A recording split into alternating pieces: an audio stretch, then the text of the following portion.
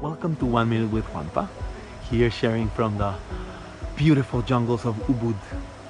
I wanted to share about community and the importance of surrounding yourself with people that support you, that love you, that are happy because you transform, because you evolve, because you're coming out as the best version of yourself.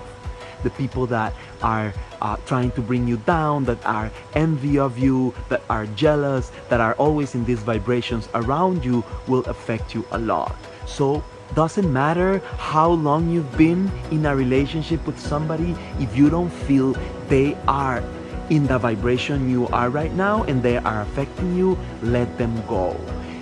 Call new people in your life. Get ready, because the more you're open, the more you let go of old patterns, of old relationships that affect you, the more you will grow and surround by people that will fly with you.